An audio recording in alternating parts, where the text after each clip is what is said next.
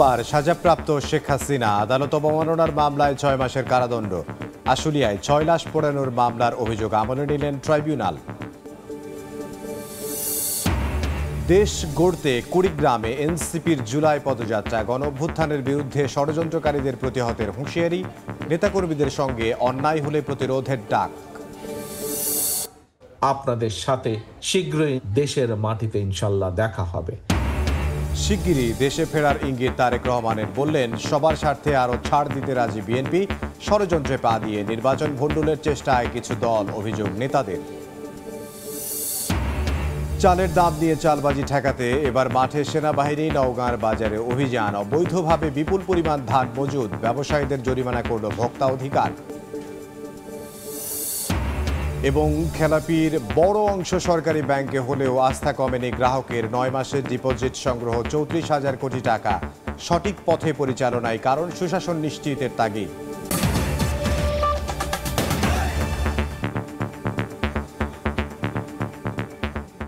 জনপদের সময়ের সঙ্গে আছে আমি ইমদাদুল হক। প্রথমবার সাজাপ্রাপ্ত হলেন সাবেক প্রধানমন্ত্রী শেখ হাসিনা। 227 জনকে হত্যার লাইসেন্স পেয়েছি এমন বক্তব্যের জেরে আদালত অবমাননার মামলায় তাকে 6 মাসের কারাদণ্ড দিয়েছেন আন্তর্জাতিক অপরাধ ট্রাইব্যুনাল। এদিকে আশুলিয়ায় হত্যার পর 6 লাশ পোড়ানোর মামলার অভিযোগ আমলে নিয়েছেন বিশেষ ট্রাইব্যুনাল। এ মামলার আসামি সাবেক এমপি সাইফুল সহ 16 জন, এর মধ্যে পলাতক 8 জনের বিরুদ্ধে গ্রেফতারি পরোয়ানা জারি করা হয়েছে। অন্তত 227 জনকে মারার লাইসেন্স পেয়ে গেছি। গত বছরের 25 অক্টোবর গাইবান্ধার আওয়ামী লীগ নেতা শাকিল আকন্দ বুলবুলের সঙ্গে টেলিফোন কথোপকথনে 227 জনকে মারার লাইসেন্স পেয়েছি বলে মন্তব্য করেছিলেন শেখ হাসিনা। পরে এ নিয়ে মামলা করে প্রসিকিউশন। হাজিরের জন্য নোটিশ, পত্রিকায় বিজ্ঞপ্তি দেওয়া হলেও কোনো কিছুরই তোয়াক্কা করেননি তিনি। এ ধরনের মামলায় পলাতক আসামির পক্ষে আইনজীবী নিয়োগের নজির না থাকলেও ন্যায় বিচারের স্বার্থে সরকারি খরচে শেখ হাসিনার পক্ষে আইনজীবী নিয়োগ দেওয়া হয়। বুধবার এই মামলার চূড়ান্ত শুনানি হয় আন্তর্জাতিক অপরাধ ট্রাইব্যুনাল 1-এ। ফাঁস হওয়া কথোপকথন শোনানো হয় বিচারক সহ উপস্থিত সবাইকে। সবকিছু বিবেচনা করে আদালত অবমাননার অভিযোগ প্রমাণিত হওয়ায় শেখ হাসিনাকে 6 মাস এবং আওয়ামী লীগ নেতা শাকিল আকন্দ বুলবুলকে 2 মাসের কারাদণ্ড দেন বিশেষ ট্রাইব্যুনাল। এই অপরাধ চূড়ান্তভাবে প্রমাণিত হওয়ায় আন্তর্জাতিক অপরাধ ট্রাইব্যুনাল নাম্বার 1 শেখ হাসিনা এবং আসামি শাকিল আকন্দ বুলবুলকে দণ্ডিত করেছেন। তাজুল ইসলাম বলেন, শেখ হাসিনার হুমকিতে ভীত নয় তারা, তবে সাক্ষীদের নিরাপত্তা নিয়ে শঙ্কিত। বিশেষ করে তদন্তকারী কর্মকর্তারা, যারা সরকারি কর্মকর্তা, তাদেরকে যদি ভয় দেখানো হয় তাহলে এই মামলার তদন্ত কার্যে সেটা প্রভাব পড়বে। রায়ে ন্যায় বিচার নিশ্চিত হয়নি বলে দাবি করেছেন শেখ হাসিনার পক্ষে রাষ্ট্রনিযুক্ত আইনজীবী। আপনি রায়ে সন্তুষ্ট কিনা? জি না, সন্তুষ্ট না। এদিকে 5 আগস্ট শেখ হাসিনার পতনের দিন ঢাকার আশুলিয়ায় হত্যার পর 6 লাশ পোড়ানোর মামলায় আনুষ্ঠানিক অভিযোগ আমলে নিয়েছেন ট্রাইব্যুনাল 2। গ্রেফতারি পরোয়ানা জারি করা হয়েছে ঢাকা 19 আসনের সাবেক এমপি সাইফুল সহ 8 আসামির বিরুদ্ধে। যারা নির্দেশ দিয়েছেন, যারা গুলি করেছেন এবং গুলির পরে যারা এই লাশে সরাসরি নিজ হাতে আগুন লাগিয়ে দিয়েছেন, তাদের সকলকেই এই মামলার আসামি হিসেবে অন্তর্ভুক্ত করা হয়েছে। প্রসিকিউশন বলছে, গুলি করে হত্যার পর আশুলিয়া থানার সামনে পুলিশের প্রিজন ভ্যানে তোলা হয় 5 মরদেহ, আরেকজনকেও আহত অবস্থায় তোলা হয় গাড়িতে।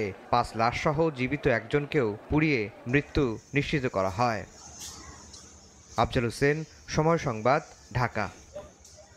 গণঅভ্যুত্থানের বিরুদ্ধে যারা ষড়যন্ত্র করবে তাদের প্রতিহত করার হুঁশিয়ারি দিয়েছেন এনসিপি নেতারা। এছাড়াও জাতীয় নাগরিক পার্টির নেতাকর্মীদের সঙ্গে অন্যায় হলে প্রতিরোধের ডাক দেন তারা। গণঅভ্যুত্থান স্মরণে দ্বিতীয় দিনের মতো দেশ গড়তে জুলাই পদযাত্রায় কুড়িগ্রাম ও লালমনিরহাটে পথসভা ও গণসংযোগ করে এনসিপি।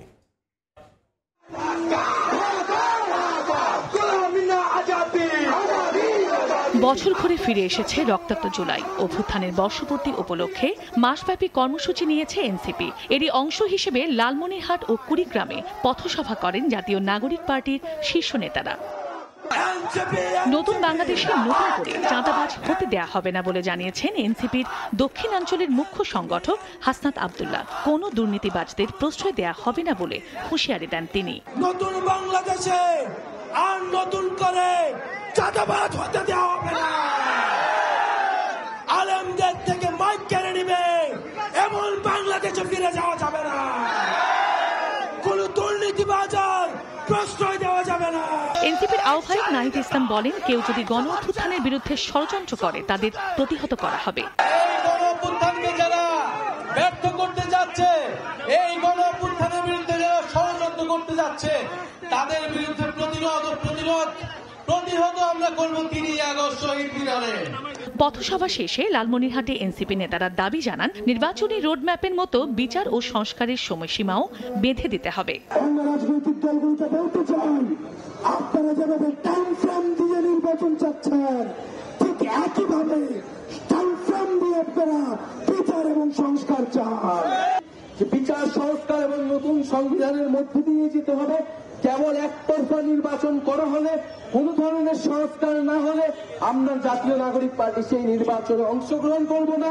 আগামী 3রা আগস্ট কেন্দ্রীয় শহীদ মিনারে এনসিপির ইশতেহার ঘোষণায় ছাত্র জনতাকে অংশ নেয়ার আহ্বান নাহিদ ইসলামের।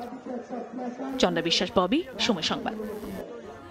প্রশাসনের আশ্বাসে মহাসড়ক অবরোধ কর্মসূচি প্রত্যাহার করেছেন এনসিপি ও বৈষম্য বিরোধী ছাত্র আন্দোলনের নেতাকর্মীরা। সন্ধ্যায় অবরোধ তুলে নেয় চট্টগ্রাম কক্সবাজার মহাসড়কে স্বাভাবিক হয় যান চলাচল। এর আগে নেতাকর্মীদের উপর পুলিশের লাঠিচার্জের প্রতিবাদে পটিয়ায় দিনভর বিক্ষোভ হয়। স্লোগানে উত্তাল রাজপথ, সড়কে অবস্থান নিয়ে বিক্ষোভ। এনসিপি ও বৈষম্য বিরোধী ছাত্র আন্দোলনের নেতাকর্মীদের উপর পুলিশের লাঠিচার্জের প্রতিবাদে চট্টগ্রামের পটিয়া থানার সামনে রাস্তা অবরোধ করে বিক্ষোভ করেন নেতাকর্মী এবং শিক্ষার্থীরা। এ সময় ওসিকে প্রত্যাহারের দাবি জানান তারা। হাসিনার পোষা সেই পুলিশ অফিসারদেরকে শুধুমাত্র ট্রান্সফার করেই দায় মুক্তি করা যাবে না। যদি তারা তাদের দায়িত্ব পালন করতে ব্যর্থ হয়, তাহলে যেন সসম্মানে তারা তাদের দায়িত্ব ছেড়ে দেয়। পরে মিছিল নিয়ে যান চট্টগ্রাম কক্সবাজার মহাসড়কের পটিয়া বাইপাস সড়কে। সেখানে টায়ার জ্বালিয়ে স্লোগান দেন তারা। এতে বন্ধ হয়ে যায় বান্দরবান, কক্সবাজার ও চট্টগ্রামের 6 উপজেলার যান চলাচল। ভোগান্তিতে পড়েন পথচারীরা। তবে সন্ধ্যার পর প্রশাসনের আশ্বাসে 12 ঘন্টার আলটিমেটাম দিয়ে কর্মসূচি প্রত্যাহার করে নিলে স্বাভাবিক হয় যান চলাচল। এসপি সাইফুল ইসলাম শান্তু তাকে প্রত্যাহার করতে হবে। ওসি জাহেদ নূর এবং সেকেন্ড অফিসার আসাদ, এই দুইজনকে স্থায়ী বহিষ্কার করতে হবে। মঙ্গলবার রাতে এক ছাত্রলীগ কর্মীকে পটিয়া থানায় হস্তান্তর করেন এনসিপি ও বৈষম্য বিরোধী ছাত্র আন্দোলনের নেতারা। গ্রেফতার না করায় থানার সামনে আন্দোলন করেন তারা। এ সময় তাদের উপর পুলিশ লাঠিচার্জ করে। শফিকুল আলম, সময় সংবাদ, চট্টগ্রাম। শিগগিরই দেশে ফেরার ইঙ্গিত দিলেন বিএনপির ভারপ্রাপ্ত চেয়ারম্যান তারেক রহমান। দেশ ও জনগণের স্বার্থে তার দল অনেক ত্যাগ স্বীকার করেছে উল্লেখ করে তিনি বলেন, প্রয়োজনে আরও ছাড় দিতে রাজি বিএনপি। এদিকে দলটির জ্যেষ্ঠ নেতারা অভিযোগ করেছেন, শেখ হাসিনার ষড়যন্ত্রে পা দিয়ে কিছু দল নির্বাচন ভণ্ডুলের চেষ্টা করছে।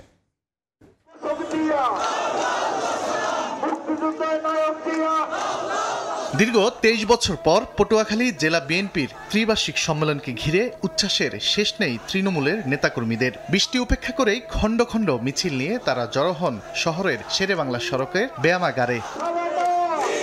বুধবার বিকেলে এই আয়োজনের লন্ডন থেকে ভার্চুয়ালি যুক্ত হয়ে বক্তব্য রাখেন দলের ভারপ্রাপ্ত চেয়ারম্যান তারেক রহমান। দেশ ও জনগণের স্বার্থে বিএনপি অনেক ত্যাগ স্বীকার করেছে উল্লেখ করে তিনি বলেন, আরও ছাড় দিতে রাজি তার দল।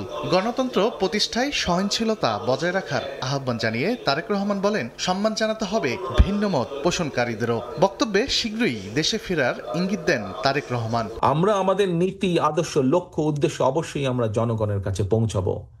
আমাদের সবকিছুর সিদ্ধান্ত নেওয়ার মালিক, রাজনৈতিক লক্ষ্য উদ্দেশ্য সবকিছু সিদ্ধান্ত নেওয়ার মালিক জনগণ।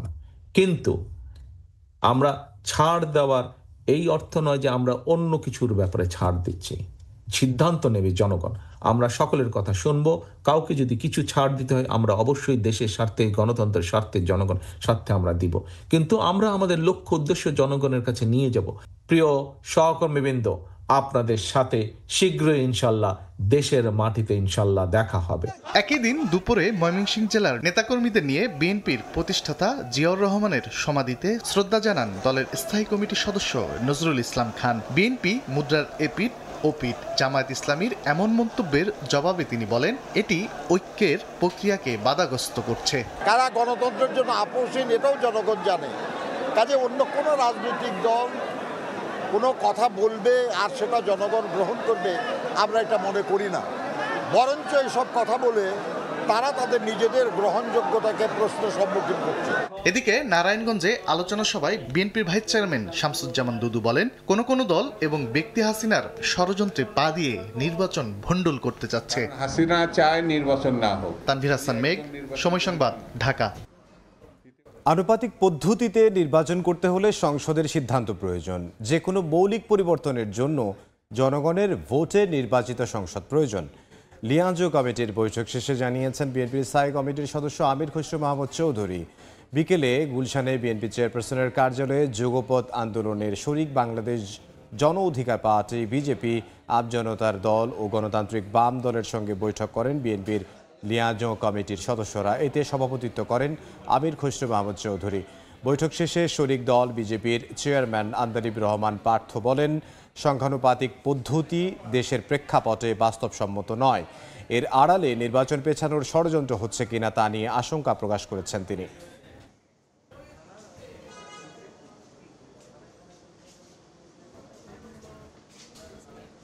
এই ধরনের সিস্টেম কি ইন্ট্রোডিউস করা হচ্ছে, এর বিরুদ্ধে কোনো ষড়যন্ত্র আছে কিনা, নির্বাচন কি পিছিয়ে যেতে পারে কিনা বা পিছানোর কোনো পায়তারা আছে কিনা, এটা তো খুব স্বাভাবিকভাবে এই জিনিসটা সবার মাথায় আসতে পারে। জনগণের কাছে তাদের আগামী নির্বাচনে সে ম্যান্ডেট নিয়ে সংসদে আসে। শুধু যে কোনো বিষয়ে মৌলিক পরিবর্তন হলে আপনাকে জনগণের কাছে যেতে হবে আগামী নির্বাচনে, সেটা সংসদে এনে সংসদের মাধ্যমে পাস করতে হবে। এই পর্যায়ে এটা আলোচনার কোনো বিষয় হতে পারে। জনপদের সময় আরও থাকছে। অপসারণ করা হচ্ছে যমুনা সেতুর রেল লাইন। পূর্ব পাড় থেকে কাজ শুরু করেছে রেলপথ বিভাগ। নতুন জায়গায় সড়কের লেন সম্প্রসারণের দাবি, পরীক্ষার পর সিদ্ধান্ত। জাতীয় নির্বাচন সামনে রেখে ইসিকে $48 লাখ সহায়তা দিচ্ছে জাপান। দেশটির সঙ্গে চুক্তি স্বাক্ষর শেষে জাপানের রাষ্ট্রদূত বলেন, বাংলাদেশের গণতান্ত্রিক অগ্রযাত্রায় পাশে থাকবে তার দেশ।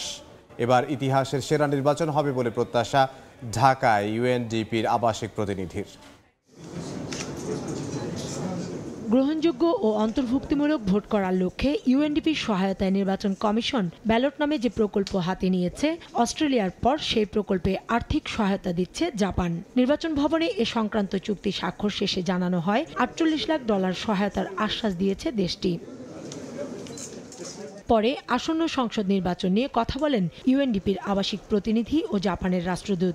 We believe that free, fair and inclusive elections are essential to building a more peaceful and resilient society. Several bilateral partners have come forward. Australia signed a couple of weeks ago. We are here today with Japan that have also made a very important contribution. এর আগে সকালে জাতীয় পরিচয়পত্র সংশোধনে crash programme নিয়ে কথা বলেন commission সচিব। কারেকশনের আবেদন 9,07,662টা আবেদন সম্পূর্ণ নিষ্পত্তি করেছি। আগামী 3 মাসের ভিতরে আরও এটা কমে 0 হবে না। এটা নিয়ে মানুষের হয়রানির অভিযোগগুলো আর থাকবে না। বর্তমানে অনিষ্পন্ন আবেদনের সংখ্যা ৭৬,৬৯৪টি বলে জানান ইসি সচিব। কাউসারা চৌধুরী কুমু, সময় সংবাদ, ঢাকা। চালের দাম নিয়ে চালবাজি ঠেকাতে এবার মাঠে সেনাবাহিনী। তাদের সহায়তায় নওগাঁর বাজারে অভিযান চালায় ভোক্তা অধিকার সংরক্ষণ অধিদপ্তর। অবৈধভাবে বিপুল পরিমাণ ধান মজুত করায় ব্যবসায়ীদের জরিমানা করেছেন ভ্রাম্যমাণ আদালত।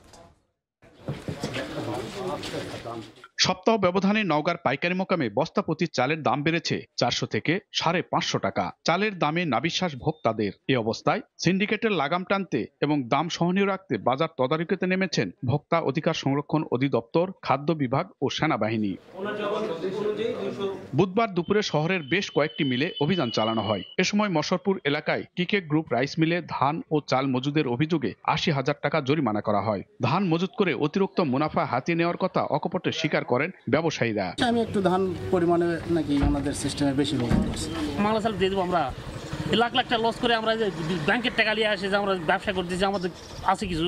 চালের বাজার নিয়ন্ত্রণে না আসা পর্যন্ত এই অভিযান অব্যাহত থাকবে বলে জানান কর্মকর্তারা। যাদের কাছে অতিরিক্ত মজুদ আছে সেগুলো ফাইন্ড আউট করে তাদের ভিতরে ব্যবস্থা নেওয়া এবং সেই মজুদগুলো দ্রুত মার্কেটে ছেড়ে দেওয়া, সেই ব্যবস্থাগুলো আমরা নিচ্ছি। খাদ্য আইন যেটা আছে সেটাও যদি লঙ্ঘিত হয় আমরা তাহলে ভোক্তা অধিকার আইনের আওতায় তাদেরকে সাজার আওতায় অর্থাৎ জরিমানার আওতায় নিয়ে আসবো, বা বেশি অনিয়ম যদি দেখি সেক্ষেত্রে আমরা সিলগালা বা জব্দের দিকে চলে যাবো। এছাড়া মহাদেবপুরের চকগড়িহাট এলাকায় গ্রামের ভিতর আরও 2টি মিলের গুদামে বিপুল পরিমাণ ধান মজুত করায় 2 লাখ টাকা জরিমানা করা হয়। এমআর রকি, সময় সংবাদ, নওগাঁ।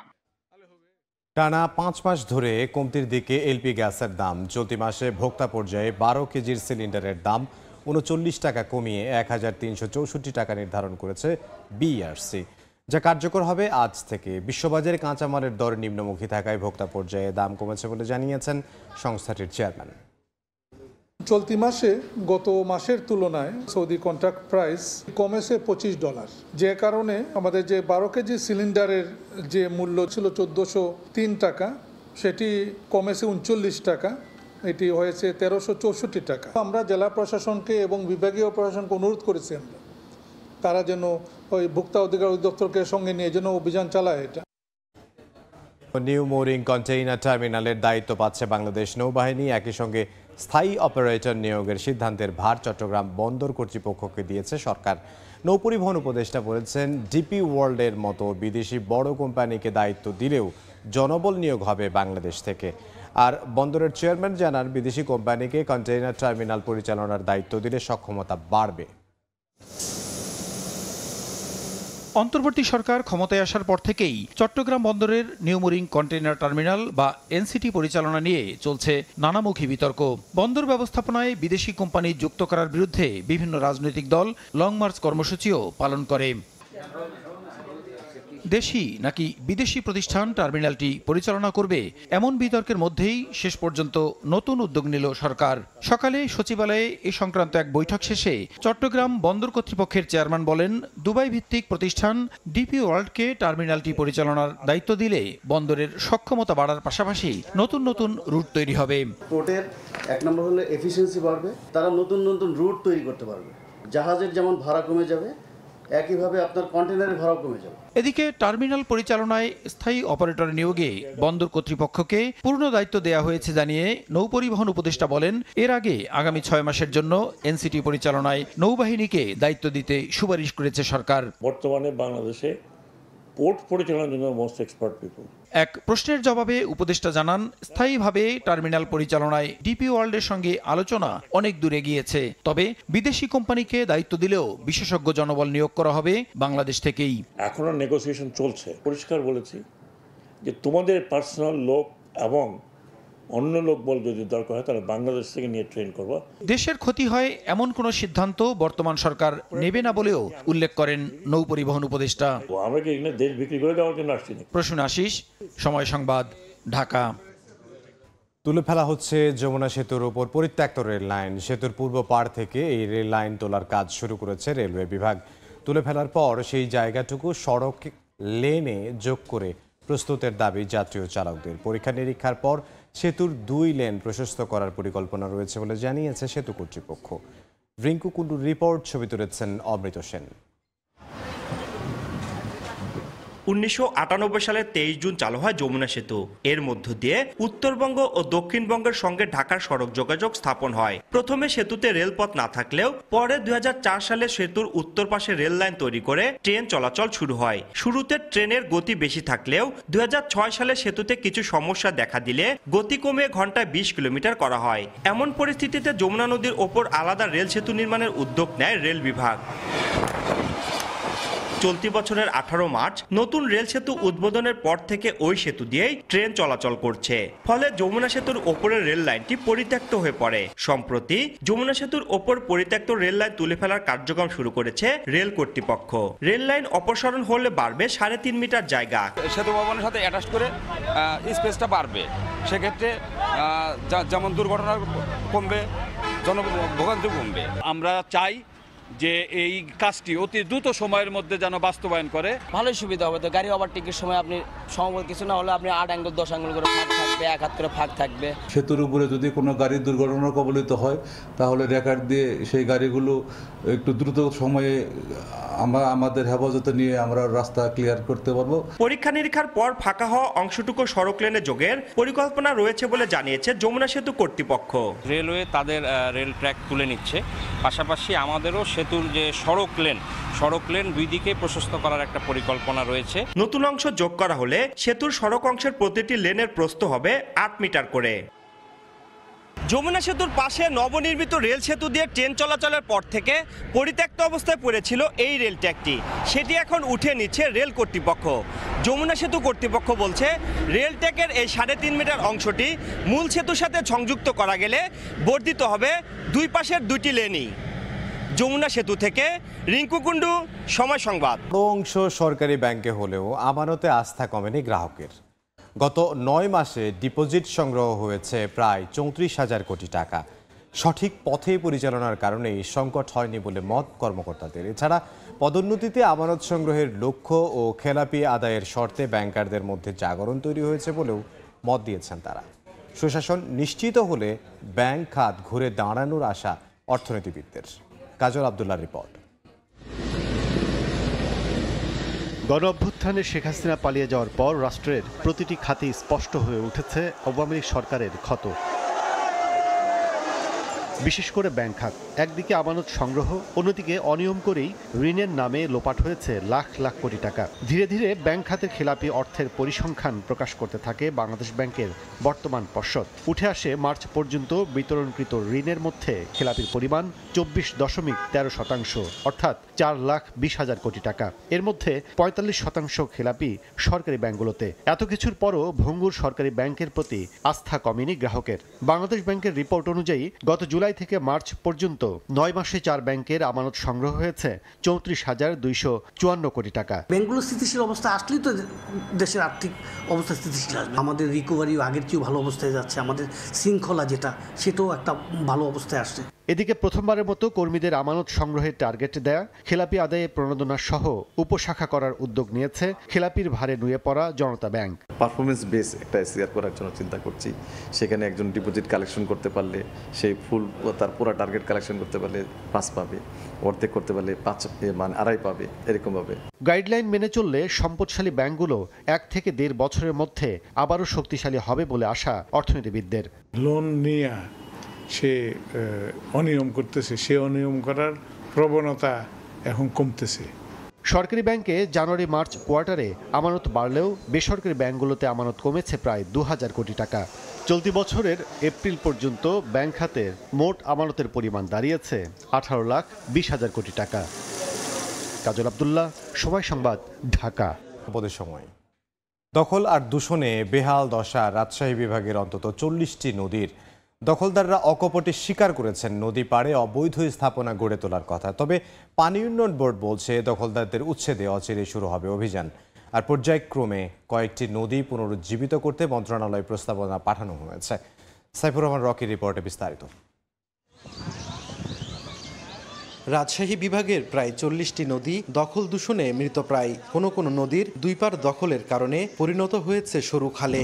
বারনয় ও বড়াল নদীর নাম যেন ভুলতে বসেছে রাজশাহীবাসী। নগরীর কোল ঘেঁষে বয়ে যাওয়া পদ্মা নদীর পার দখল করে শত শত স্থায়ী ও অস্থায়ী দোকানপাট গড়ে উঠেছে। এছাড়া শহরের ময়লা ও দূষিত পানি খালের মাধ্যমে ছড়িয়ে পড়েছে গ্রামাঞ্চলে। নওগাঁ, বগুড়া, নাটোর ও সিরাজগঞ্জে ছোট বড় মিলিয়ে রয়েছে 34টি নদী। এসবের মধ্যে অর্ধেক নদীর গতিপ্রবাহ ঠিক থাকলেও বাকিগুলো অস্তিত্ব সংকটে। বেশিরভাগই দখল দূষণ ও নিয়মিত ড্রেজিং না করার কারণে হারিয়েছে নাব্য। কলকারখানার বর্জ্যে দূষিত হচ্ছে ভদ্রাবতী, ভাদাই, নন্দকুজা ও নারদ নদীর পানি। দূষিত পানি সব নামছে, কোম্পানির এই সেই আবর্জনা পানি। কলকারখানা করার কারণে ওই পানির লাইনগুলো এই নদীর সাথে দেওয়ার কারণে পানিগুলো দূষিত হয়ে গেছে। নদী তো নাই, জায়গা জায়গা নদী নাই, দখল যার যে সীমানা চাই দখল করে নিয়েছে। অবশ্য নদী পারে অবৈধভাবে স্থাপনা গড়ে তোলার কথা স্বীকার করেছেন দখলদাররা। কর্ম করে খাই, তা আমরা বেকার ছেলে কোথায় যাব? কোনো পথ নাই, ওর জন্য করে খাচ্ছি। এজন্য সরকারের অবহেলা ও অপরিকল্পিত প্রকল্প গ্রহণকে দায়ী করেছেন বিশেষজ্ঞরা। এক বর্ষা আসলে পরেই যেটুকু খনন করেছে ওই মাটি এসে আবারও তার তলদেশে ভরাট হয়ে গেছে। তো এটা তো কোনো সরকারি জনগণের পয়সা সেটা বিনষ্ট হয়েছে। পানি উন্নয়ন বোর্ড বলছে শীঘ্রই অবৈধ স্থাপনা উচ্ছেদের পাশাপাশি মৃতপ্রায় বিভিন্ন নদী ড্রেজিংয়ের মাধ্যমে পুনরুজ্জীবিত করতে কাজ শুরু হবে। যে নদীগুলো আপনার পুনরুজ্জীবিত করা প্রয়োজন, দখলদূষণ মুক্ত করা প্রয়োজন, সেগুলো আমরা পর্যায়ক্রমে করবো ইনশাআল্লাহ। আমরা নদীগুলো খনন করব। নদীগুলো খনন করতে পারলে আমাদের বর্ষাকালে শুধু পানি না, আমাদের শুষ্ক মৌসুমে পর্যাপ্ত পরিমাণ পানি থাকবে। নদী দখল এবং দূষণ মুক্ত করানোর লক্ষ্যে আমরা একটি প্রকল্প সাবমিট করেছি, যেটি বর্তমানে পানি সম্পদ মন্ত্রণালয়ে রয়েছে। পানি উন্নয়ন বোর্ডের তথ্য মতে রাজশাহী বিভাগের 4 জেলায় 6টি নদীর অস্তিত্ব ফিরিয়ে আনতে প্রায় 1200 কোটি টাকা ব্যয়ে একটি প্রকল্প মন্ত্রণালয়ে পাঠানো হয়েছে। সাইফুর রহমান রকি, সময় সংবাদ, রাজশাহী।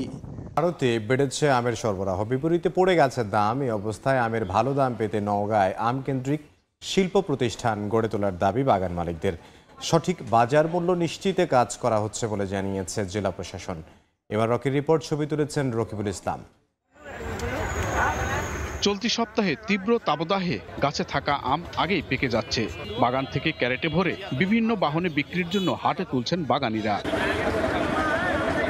নওগাঁর সাপাহার হাটে ল্যাংড়া, খিসাপাত, গোপালভোগ, হিমসাগরের সঙ্গে বাজারে উঠেছে আম্রপলি জাতের আম। বিপুল সরবরাহ থাকলেও নেই কাঙ্ক্ষিত ক্রেতা। আমরা ম্যাক্সিমাম মানুষই আম্রপালির উপর, তারপরে বলেন যে বাড়িফোরের উপর, ব্যানানা ম্যাঙ্গোর উপর নির্ভরশীল। আমটার উপর যখন তাপ পড়ছে, মানে এমনি দুপুরবেলা আমটা গরমে যাচ্ছে, এই জন্য আমটা পাইকে যাচ্ছে। গত বছর রূপালী 5000, 4000 নিম্নে ছিল, এবারকা 2500, 2600, 2700। কৃষকের জমি ছেড়ে দিয়ে এলাকার থেকে চলে যাওয়া লাগবে। এদিকে সরকার কেজি দরে আম নেওয়ার ঘোষণা করলেও আড়তে মনপ্রতি অতিরিক্ত 10 থেকে 12 কেজি বেশি নেওয়ার অভিযোগ করছেন বাগান মালিকরা। তবে সমিতির পক্ষ থেকে সরকারের আইন মেনে চলার আহ্বান জানানো হয়েছে। বাজারে শক্ত মনিটরিং আছে এবং আমরা সকল আড়তদারকে নির্দেশনা দিয়েছি কেজি দাম হিসাবে আম নেবে। স্থানীয় কৃষি বিভাগের তথ্য বলছে চলতি মৌসুমে জেলায় 31,500 হেক্টর জমির বাগান থেকে 3,90,000 মেট্রিক টন আম উৎপাদনের লক্ষ্যমাত্রা ধরা হয়েছে। নওগাঁ সাপাহার আমের হাট থেকে এমআর রকি, সময় সংবাদ। জনপদের সময়ের শীর্ষ সংবাদগুলো জানিয়ে দিচ্ছে আরও একবার। প্রথমবার সাজাপ্রাপ্ত শেখ হাসিনা আদালত অবমাননার মামলায় 6 মাসের কারাদণ্ড। আশুলিয়ায় 6 লাশ পোড়ানোর মামলার অভিযোগ আমলে নিলেন ট্রাইব্যুনাল। গণ অভ্যুত্থানের বিরুদ্ধে ষড়যন্ত্রকারীদের প্রতিহতের হুঁশিয়ারি এনসিপির। কুড়িগ্রাম লালমনির হাটে জুলাই পদযাত্রা, নেতাকর্মীদের সঙ্গে অন্যায় হলে প্রতিরোধের ডাক। আপনাদের সাথে শীঘ্রই দেশের মাটিতে ইনশাল্লাহ দেখা হবে।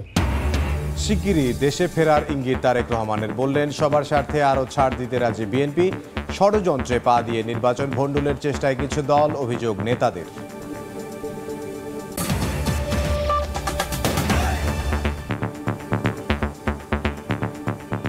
এই ছিল জনপদের সময়। সঙ্গে থাকুন সময়।